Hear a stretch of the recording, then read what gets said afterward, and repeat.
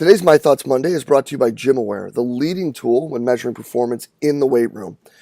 Guys, VBT is all the craze right now. It's a hot, sexy topic, although it's something that's been around for a while. And the man who wrote the book on velocity-based training, Brian Mann, has called the GymAware the Rolls Royce when it comes to velocity measuring devices.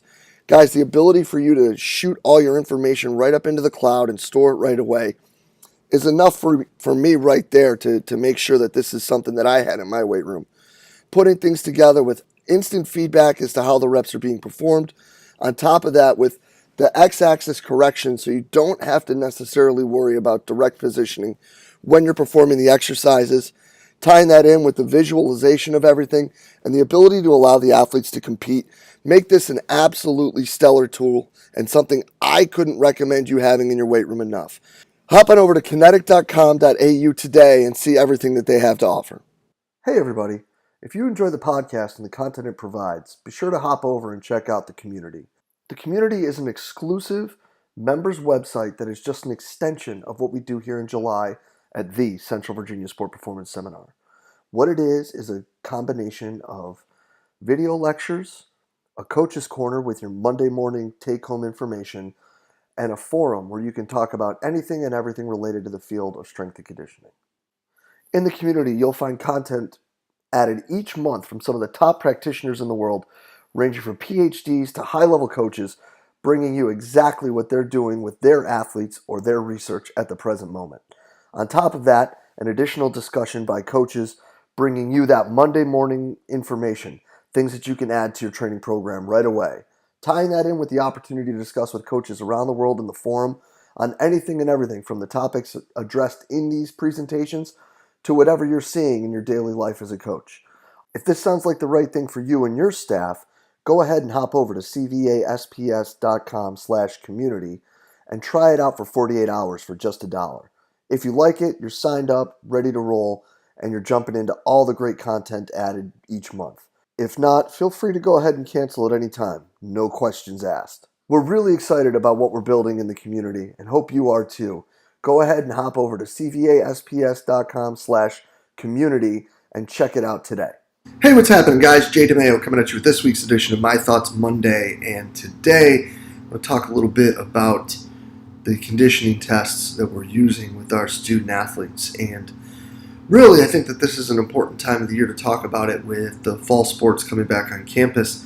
And, even if you're outside of America, a lot of European basketball teams are starting to report and come back with their teams. So looking at these evaluations and kind of discussing what people are doing, I think is really important. I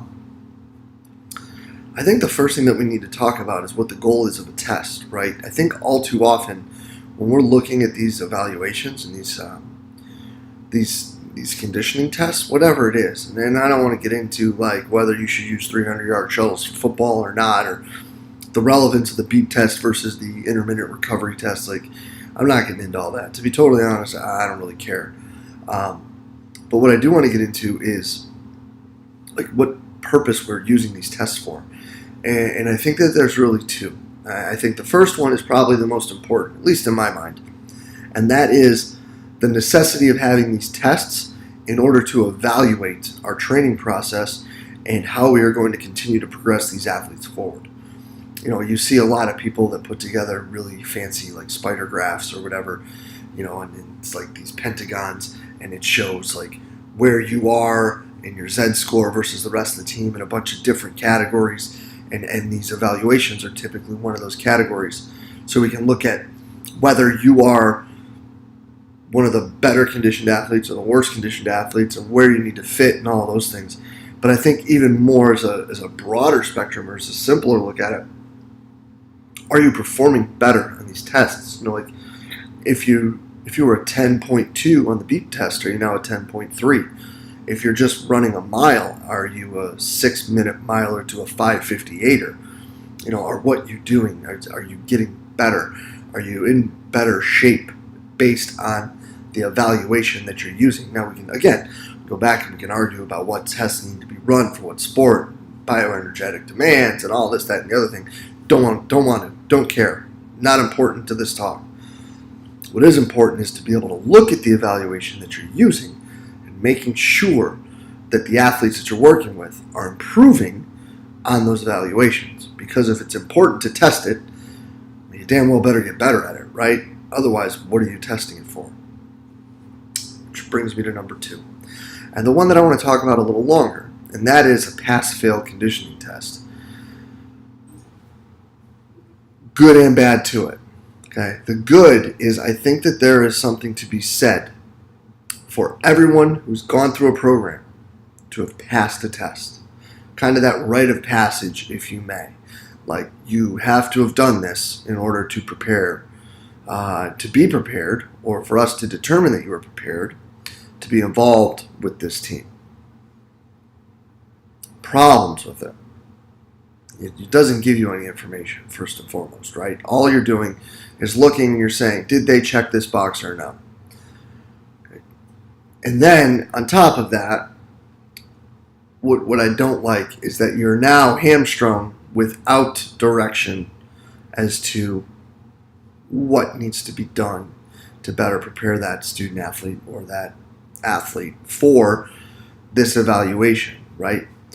And now we're looking at it in a sense of like, okay, so depending on what the test is, if you didn't pass it, one, what are the consequences going to be? Because I've seen both situations where you don't practice until you pass the test, or you just run the test and hopefully you pass it. But whether you pass or you don't, doesn't matter. You're still going to practice.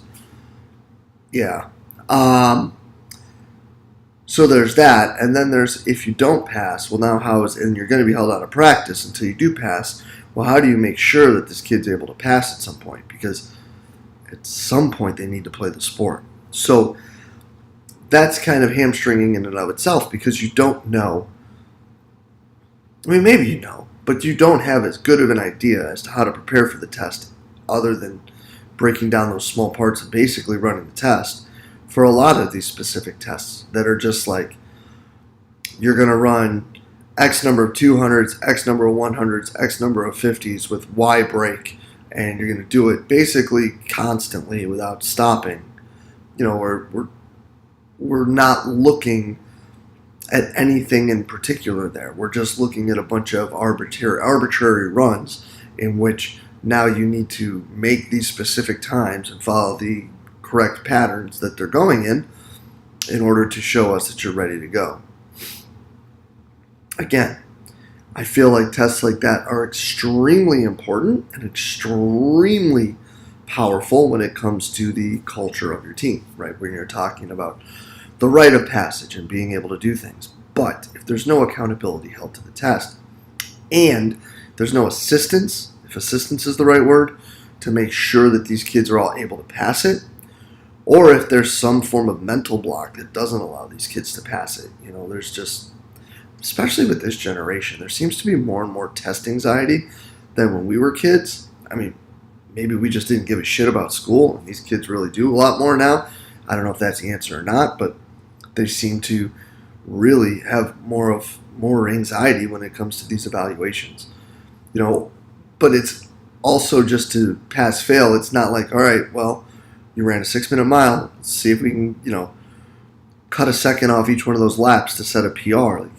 Like where you're going with the other ones. So I guess that's just my thoughts for today and my questions for the process.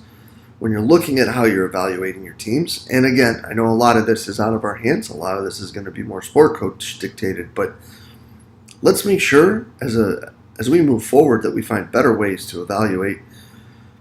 We can get into the specificity realms and all of that on another talk, but let's make sure we're giving ourselves a better way to evaluate what we're doing and making sure that we are providing better for the kids, because a lot of these just pass-fail tests, I don't really think cut it when it comes to that. So what numbers are we getting? What does it show us? How does it show us whether we're training them right or not to be better at what we need them to be? And how is this going to drive us forward better for the athletes that we work with? I think are the questions we need to look at a little bit more when it comes to how we evaluate. As always, guys, thanks for taking the time to listen. Appreciate everything you do for us here at Central Virginia Sport Performance. We'll be back next week with another My Thoughts Monday. See you then.